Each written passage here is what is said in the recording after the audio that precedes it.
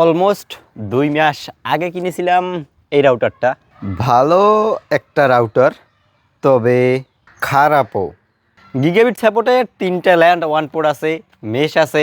তবে এইটাতে নাকি আবার নেট সাইডে দেয় অ্যান্ড রেঞ্জ মারাত্মক লেভেলের কম। এটার আনবক্সিং, স্পেসিফিকেশন, কি অফার করতেছে সব কিছু আমি জানিয়ে দিছি আমার সেকেন্ড চ্যানেলে, যেইটার ভিডিও 2 সপ্তাহ আগেই দেওয়া আছে। আফটার দ্যাট আমি এইটাকে আমার স্টুডিওর এইখানে মেশ রাউটার হিসেবে MRI-TX-এর সাথে ব্যবহার করতেছি। প্রাইমারি রাউটার হিসেবেও 1 সপ্তাহের মতো এটা আমার বাসায় ছিল।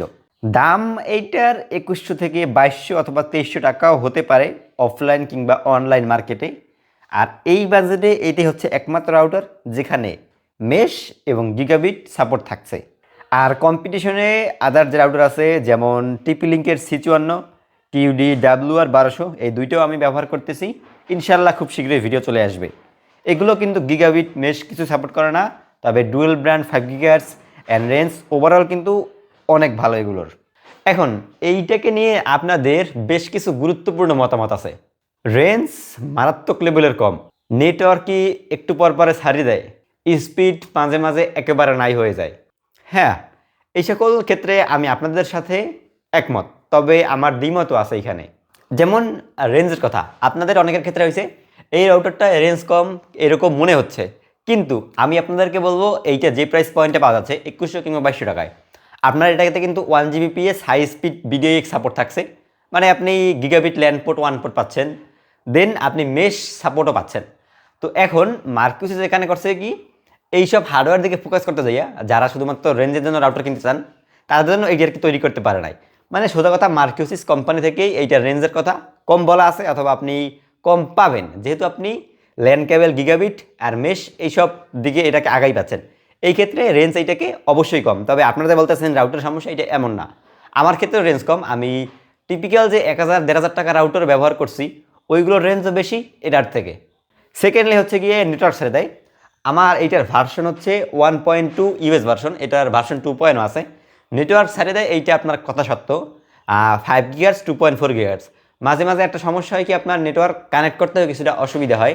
আপনি ধরেন রাউটারটা একটানা 24 ঘন্টা অথবা 2 দিন 3 দিন ইউজ করতেছেন, কারেন্টও যায় না, আপনার ইউপিএস আছে, তখন গিয়ে মাঝে মাঝে কানেকশন নেয় না। এই সমস্যাটা হচ্ছে কি এটার ফার্মওয়ালে অথবা হার্ডওয়্যার সেকশনে। হার্ডওয়্যার সেকশনে যদি সমস্যা হয়, ওইটা তো ফার্মওয়াল আপডেট দিয়ে কখনোই সমাধান করা যাবে না। সর্বোচ্চ হলে এইটা যদি পরবর্তী ভার্সন থাকে, ভার্সন 2.0 অথবা ভার্সন 3.0, ওইগুলোই সমস্যাগুলো সমাধান করা যায়। আর যদি ফার্মওয়াল জড়িত সমস্যা হয়, এইটার ফার্মওয়াল চলতেছে বর্তমানে 1.8.0 আই থিঙ্ক, যেইটা গত বছর ডিসেম্বর মাসে আসছিল আপডেট, ওইটা আমি দিয়ে দিয়েছিলাম। আর এখন যদি মার্কিউসিস থেকে একটা ফার্মওয়াল দিয়ে এই সমস্যাটা সমাধান করা যায়, তাহলে যথেষ্টই ভালো হবে আমাদের জন্য।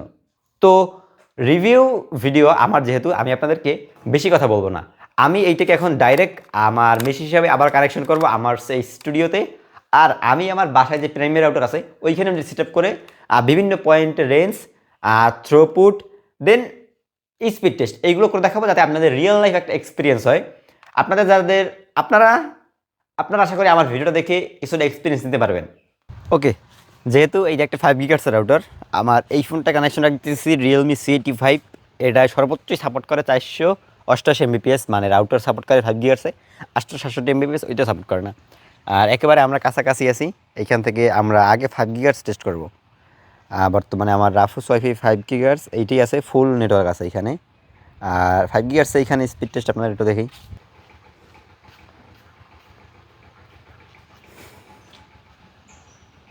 35, 40, 27, 24, 22, 5 GHz কিন্তু। আর নেটওয়ার্ক আছে ফুল।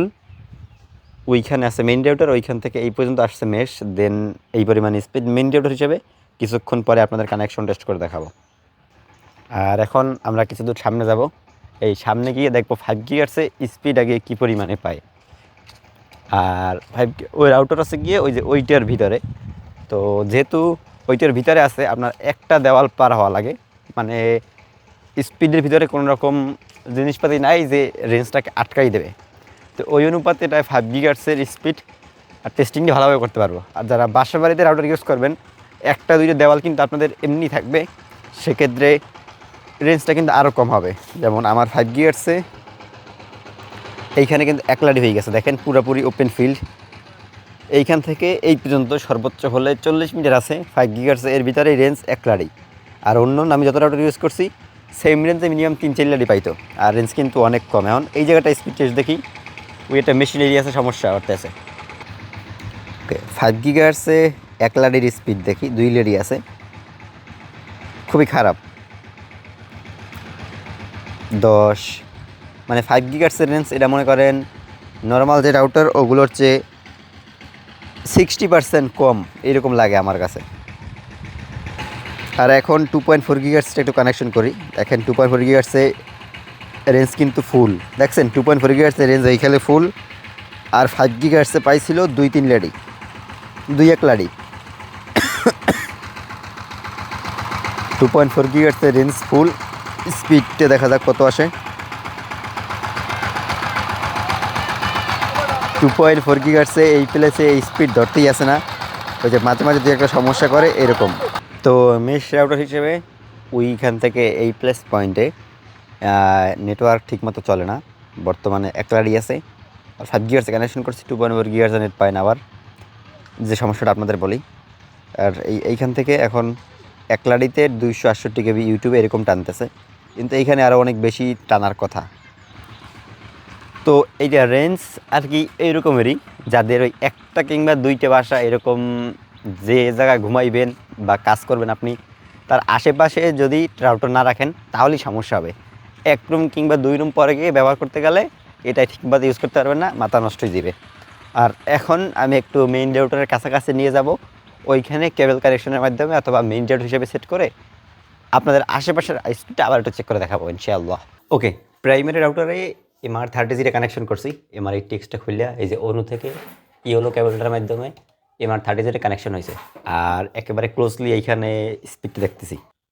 রাইট নাও 5 গিগার্সে কানেকশনটা আছে, অ্যান্ড স্পিড টেস্ট ক্লোজলি একেবারে